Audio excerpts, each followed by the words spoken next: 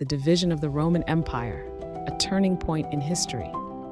Picture yourself standing before a massive imperial palace in the late 4th century. Torches ablaze, legions marching in the distance, and whispers echoing through marble halls that the unthinkable has happened. Emperor Theodosius I has just taken his final breath. It's January 17, 395, and a hush falls over an empire sprawling across 3 continents.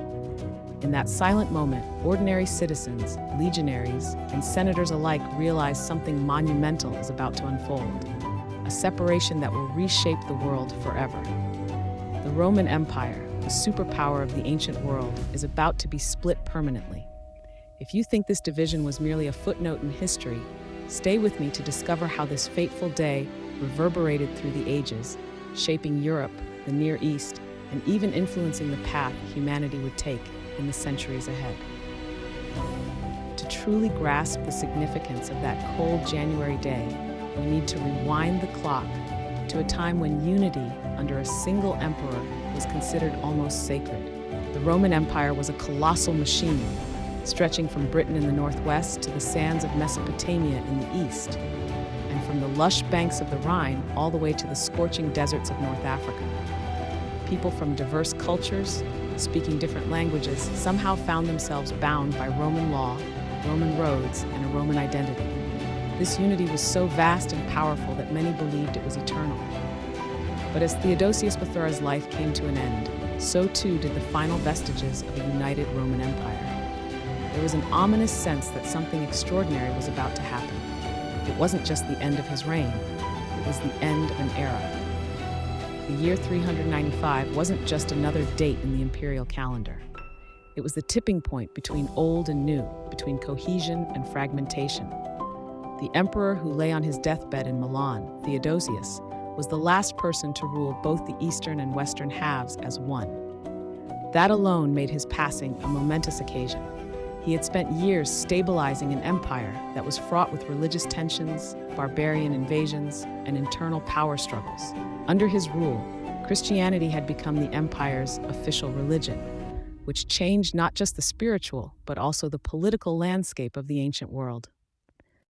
Arcadius, the elder son, would inherit the Eastern Roman Empire with Constantinople as his capital, a beacon of wealth, trade, and intellectual life. Honorius, still a boy, would govern the Western Roman Empire from Milan and later Ravenna, faced with constant threats from barbarian tribes and internal dissent. Imagine 2 brothers splitting a sprawling mansion passed down by their father. One half contains the grand library, bustling halls, and strong finances, while the other half stands in need of urgent repairs, its resources dwindling and neighbors eyeing the property greedily. This was the precarious arrangement that set the stage for centuries of tension and transformation. Yet we might ask, why was Theodosius so convinced this was the only path forward? Or was it simply that the empire had become too big and complex for any single emperor to manage? Leading up to that pivotal year, the stresses on the empire were enormous, and even a man as strong-willed as Theodosius recognized he couldn't be in 2 places at once. Traditional Roman governance structures had been stretched thin by decades of wars, revolts, and religious disputes. The administrative techniques that once seemed so innovative during the reigns of earlier emperors like Diocletian and Constantine were showing their limitations. Additionally, shifting alliances with various barbarian tribes, Visigoths, Vandals, and others, forced the emperor to adopt urgent new strategies. In 394, Theodosius fought an important battle at the Frigidus River, defeating the usurper Eugenius and briefly reuniting the empire's control under himself. But the victory was costly: loss of life, diminishing resources, and a population grown weary of conflict. This delicate balance might explain why Theodosius entrusted the East and West to his sons, hoping dual leadership would maintain the empire's breadth. What happened next would shock even the most seasoned senators and generals. When Theodosius died, the center of gravity shifted swiftly. The East, under Arcadius, gradually found ways to flourish economically and culturally. Meanwhile, in the West, Honorius faced relentless pressure from incoming waves of barbarians who tested the empire's strength. Over the coming decades, the Western Empire became embroiled in crisis after crisis. One particularly striking event was the sack of Rome in 410 by the Visigoths under Alaric. This single moment, only 15 years after Theodosius's death, shattered the illusion of Roman invincibility. People across the empire and beyond asked, if Rome itself could be plundered, was the Roman world destined to fracture utterly? Meanwhile, the East, though not without problems, solidified around its power base in Constantinople, developing a distinct identity and culture that would become, over time, the Byzantine Empire. Now, why should we care about something that happened more than 1,600 years ago? The short answer is that the ripple effects from this permanent division shaped our modern world in countless ways.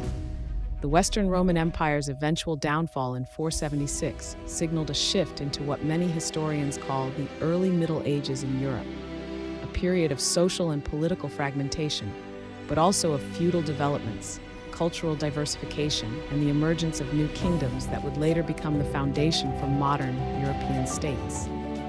Meanwhile, the Eastern Roman Empire, often called the Byzantine Empire, preserved and synthesized classical Greek and Roman knowledge. It also became a center for Christian orthodoxy, influencing art, architecture, and theology across Eastern Europe and the Middle East. Consider what would have happened had the empire remained united under one leader. Perhaps cultural and technological advancement would have emerged differently. Great architectural feats like the Hagia Sophia in Constantinople might never have been conceived in the same way. The theological and philosophical writings preserved in the libraries of the East might not have survived the turbulence of the West. The separate paths taken by the Latin West and Greek East led to distinct evolutions of language, law, and governance, each contributing to the patchwork that is modern global culture. The seeds of the Renaissance, the spread of Christianity to Slavic lands, and even the routes of modern trade can trace some of their roots back to the day Theodosius died and left his empire to be divided among his sons. Take a moment to imagine what life was like for an everyday citizen at the moment they heard the news of Theodosius's passing. Perhaps they were a merchant in Antioch, worried about whether trade routes to Rome would remain open, or a farmer in Gaul, anxiously watching the horizon for barbarian raiders. Or maybe a scholar in Alexandria, hopeful that the shift of power would open new doors for theological debate and library expansions. These individuals, scattered across a vast territory, all felt the tremors of change in different ways. Arcadius, inheriting the East, quickly became a figurehead overshadowed by powerful ministers and advisors like Rufinus and later Eudoxia, Arcadius's wife. The city of Constantinople, with its strategic location between Europe and Asia, was a melting pot of ideas and trade goods. Under Arcadius's nominal rule, the East would rely on strong bureaucracy, vibrant commerce, and religious leadership to maintain stability. Honorius, on the other hand, was placed under the regency of the influential general Stilicho, one of the last great Roman military minds.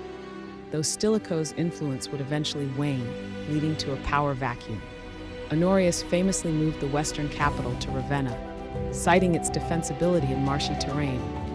But this move also distanced him from traditional seats of power like Rome. The decline in economic resources, combined with external threats, meant the Western Empire was on the ropes from almost the moment Honorius took charge.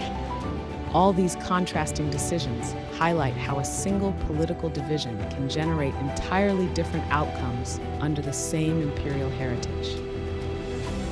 Pause to consider for a moment. Had Theodosius lived another decade, might he have reunited his empire more effectively, resolving key conflicts before they spiraled out of control? Might the East and West have forged common policies against invading tribes or maintained stronger trade and cultural ties? Even though it's purely speculative, the concept of what could have been provides a powerful lens. History, after all, isn't just about memorizing names and dates. It's about the roads taken and not taken, and how those choices empower or undermine a civilization. In the decades following the split, the two halves of the empire increasingly diverged in cultural expression, legal systems, and even worship practices. While they both recognized Christian authority, the theological debates, church leadership, and liturgical forms began to differ. This process made the eventual schism between Eastern Orthodoxy and Roman Catholicism more likely, though that formal separation would come centuries later. From architecture to philosophy to art, the East developed an identity steeped in Greek language and traditions, a legacy of the Hellenistic world, while the West carried forth Latin as its scholastic and administrative tongue. Over time, the shadow of the once unified Rome lingered in the West's memory, fueling ideas of reviving an empire under different banners, which later manifested in concepts like the Holy Roman Empire. Meanwhile, the East preserved much of Rome's classical heritage, ensuring that ancient knowledge was handed down through medieval periods to eventually spark the Renaissance. The tragedy and triumph of the empire's division were deeply interwoven in how cultures formed across Europe and the Near East. Think about how roads, aqueducts, and laws shaped the daily experiences of people in both halves of the empire following Theodosius's death. The Eastern Empire, with access to major trade routes like the Silk Road, thrived by importing and exporting goods between Asia, the Middle East, and Europe. Despite these contrasting fortunes, both halves contributed to the evolution of modern society. The West by forging new governance models and cultural identities, the East by preserving classical scholarship and fostering spiritual developments. It might be easy, with hindsight, to assume the empire was always bound to fragment, but the unseen question is, did it have to happen when it did, in the way it did? History doesn't grant us second chances, but it does grant us wisdom, the realization that even the mightiest institutions can crumble from overreach, internal strife, and economic instability. The permanent division of Rome on January 17, 395, shows us a world in transition. It underlines how empires, no matter how grand, are fragile constructs, reliant on skilled leadership, practical policies, and respect for cultural diversity to maintain cohesion. This event also set the stage for what would become the Byzantine Empire's unparalleled contribution to world heritage, and it sparked the environment in which Western Europe would slowly transform, forging new identities that paved the way for the modern nation-state. For humanity, the partition accelerated cultural differentiation, religious growth, and broad diversification of political systems. In a world that prided itself on a unified Pax Romana, the shift was jarring. But in the cracks and fractures, new ideas emerged, some of which remain with us today. The Roman concept of law, administration, and governance evolved differently in the East and West, shaping everything from civil codes to how modern governments are structured. The theological perspectives that took root in the East eventually merged with Slavic cultures, influencing vast regions that are now Russia, Ukraine, and the Balkans. Meanwhile, the West gave birth to evolving monarchies, the feudal system, and eventually the seeds of parliamentary governance. By dividing, the Roman Empire inadvertently laid the stepping stones for the Europe we know.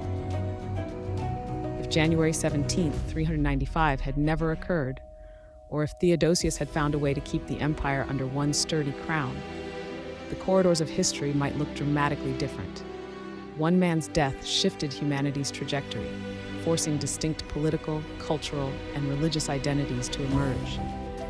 In many ways, the world as we know it today was molded by that silent, awe-inspiring moment when mourners gathered around an emperor's final resting place, unprepared for how his passing would forever split a once mighty realm.